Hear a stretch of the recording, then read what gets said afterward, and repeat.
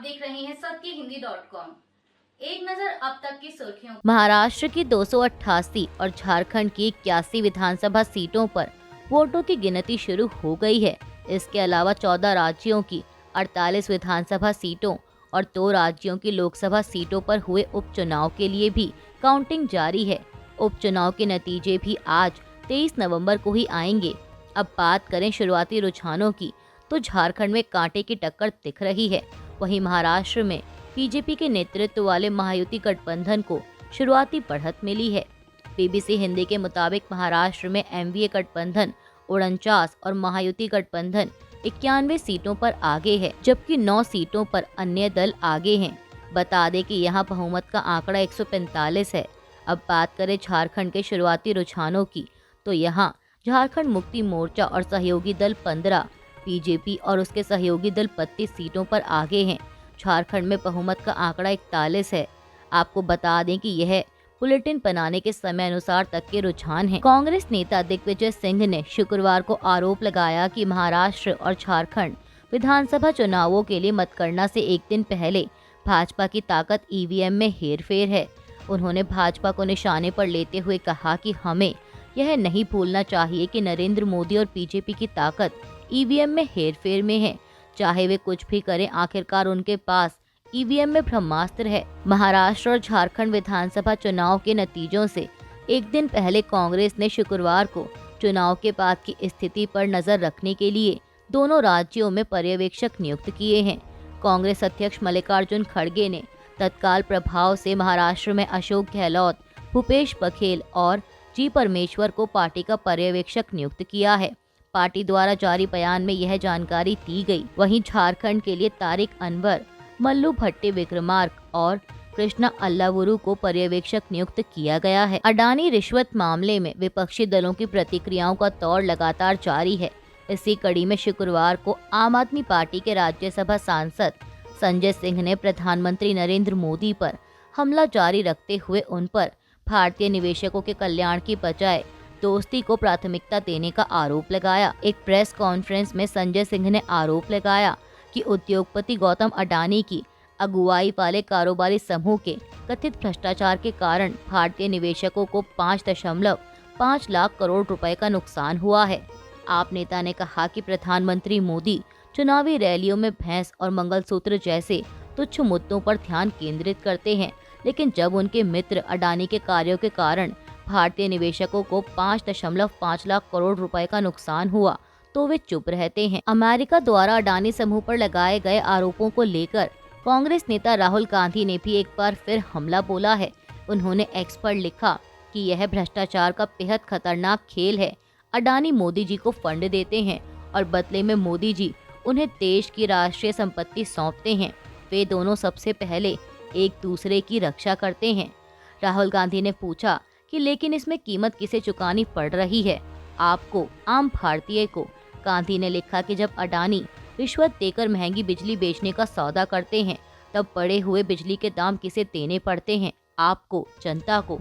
जब घोटाले सामने आने पर अडानी के फर्जी तरीके से बढ़ाए हुए शेयर गिरते हैं, तब नुकसान किसका होता है, आपका, रिटेल इन्वेस्टर्स का। जब पोर्ट, एयरपोर्ट, सीमेंट, डिफेंस सब अडानी के हवाले किए जाते हैं, तब उन्हें मिलने वाला मुनाफा किसकी जेब से जाता है, आपकी जेब से।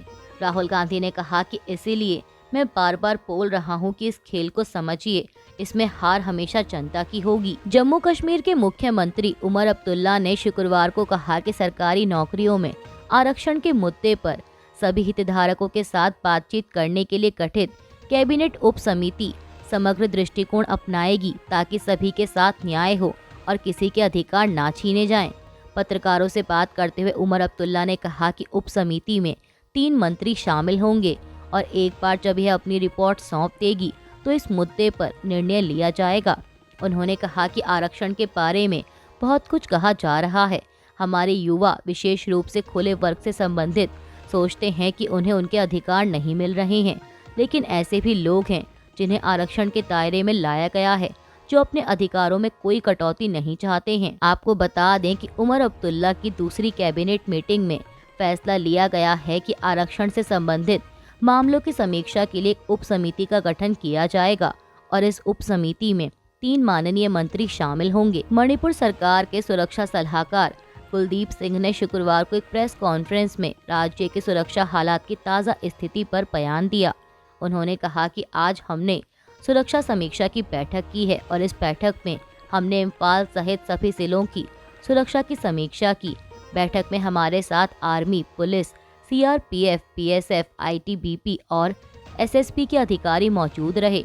हमने सभी जिलों के डीसी और एसपी के साथ राज्य के मुद्दों पर चर्चा की। उन्होंने बताया कि राज्य के लिए अतिरिक्त सुरक्षा बलों की लगभग 90 कंपनियां भेजी जाएंगी, जो यहां की वास्तविक तैनाती से कहीं अधिक हैं। 198 कंपनियां पहले से यहां थी और 70 और कंपनियां आ रही हैं।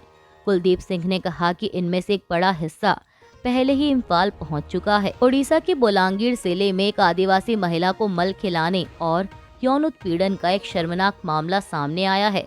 हालांकि पुलिस ने इसका खंडन किया है। मीडिया रिपोर्ट्स के मुताबिक ये घटना पिछले शनिवार को बोलांगीर जिले के जूराबंद गांव में सामने आई थी। 22 वर्षीय आदिवासी महिला का ये आरोप है कि खेत में काम करते वक्त उन्हीं के गांव में रहने वाले अभय पाक ने उनके मुंह में मल डाल दिया। एसपी ऋषिकेश खिलारी ने जानकारी दी है कि इस मामले में अभियुक्त अभय पाक को नबरंगपुर के उमरकोट से पकड़ा गया है और बोलांगीर लाया जा रहा है, जहां शनिवार को आरोपी को कोर्ट में पेश किया जाएगा। घटना के बारे में एसपी ने कहा कि अभियुक्त ने पीड़िता के ऊपर मल फेंका। पीड़िता ने थाने में जो एफआईआर दर्ज कराई है उसमें यौन उत्पीड़न का कोई उल्लेख नहीं है। वहीं पीड़िता ने मीडिया को बताया कि मैं अपने खेत में काम कर रही थी, जब बगल में ही अपने खेत में ट्रैक्टर चलाते चलाते अभय ने मेरे खेत पर ट्रैक्टर चला दिया। इससे खेत में लगी मूंग की फसल नष्ट हो गई। मैंने इसका विरोध किया तो अभय ने अपशब्द कहे और हिंसा पर उतर आया। मुझे धक्का देकर जमीन पर गिरा दिया और पीटने लगा। मेरा गला घोंटने की कोशिश की। मेरी बहन वहां आई तो उसने मुझे छोड़ दिया, लेकिन कुछ देर बाद वह वापस आया और जबरन मेरे मुंह में मल ठूंस दिया। दिल्ली के पर्यावरण मंत्री गोपाल राय ने प्रदूषण रोधी उपायों ग्रैब 4 के क्रियान्वयन की समीक्षा के लिए दिल्ली के सीमावर्ती क्षेत्रों में देर रात निरीक्षण किया और कहा कि प्रतिबंधों का उल्लंघन करने वाले 135 से 165 ट्रकों को प्रतिदिन वापस भेजा जा रहा है। उन्होंने एक्स पर एक पोस्ट कर बताया कि आज देर रात नरेला सिंघू सीमा का दौरा किया और ग्रैब 4 के क्रियान्वयन का निरीक्षण किया।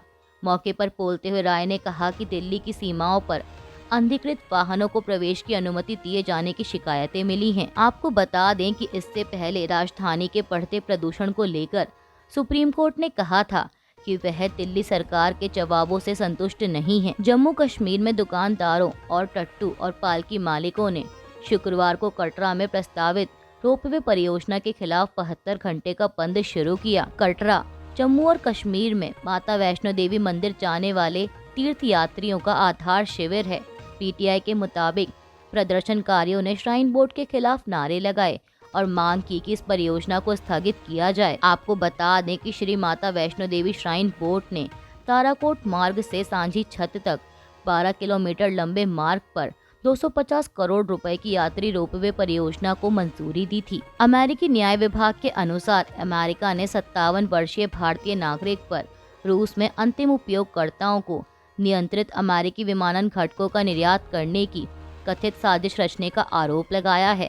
पीटीआई की एक रिपोर्ट के मुताबिक न्याय विभाग ने शुक्रवार को एक प्रेस विज्ञप्ति में कहा कि संजय कौशिक को 17 अक्टूबर को मियामी से गिरफ्तार किया गया था और गुरुवार को उस पर अभियोग लगाया गया। उस पर निर्यात नियंत्रण सुधार अधिनियम का उल्लंघन करते हुए रूस में अंतिम उपयोगकर्ताओं को दोहरे नागरिक और सैन्य अनुप्रयोगों वाले विमानन घटकों का अवैध रूप से निर्यात करने की साजिश रचने का आरोप लगाया गया था। ब्रिटेन के प्रधानमंत्री कियर स्टारमर का कहना है कि अगर रूसी राष्ट्रपति व्लादिमीर पुतिन आक्रामकता छोड़ दें तो युद्ध आज ही खत्म हो सकता है। दरअसल जब एक इंटरव्यू के दौरान उनसे पूछा गया कि क्या ब्रिटेन रूस के साथ यूक्रेन संघर्ष को लेकर युद्ध की स्थिति में है, इस सवाल पर उनका जवाब था, नहीं, हम युद्ध नहीं कर रहे हैं, लेकिन यूक्रेन निश्चित रूप से युद्ध कर रहा है। रूस ने यूक्रेन पर आक्रमण किया है और यह युद्ध 1000 दिनों से चल रहा है। रूस की तरफ से 1000 दिनों से आक्रामकता दिखाई जा रही है और यूक्रेन 1000 दिनों से बलिदान दे रहा है। इसलिए हमने लगातार कहा है कि हम यूक्रेन के साथ खड़े हैं। हम पुतिन को यह युद्ध जीतने नहीं दे सकते। आपको बता दें कि रूस के यूक्रेनी शहर निप्रो पर किए गए मिसाइल हमले को लेकर वैश्विक स्तर पर प्रतिक्रिया देखने को मिल रही है। इससे पहले पोलैंड और उत्तर कोरिया का भी बयान आया था। अभी के लिए बस इतना ही। बाकी की खबरों के लिए जुड़े रहिए सत्य हिंदी .com के साथ।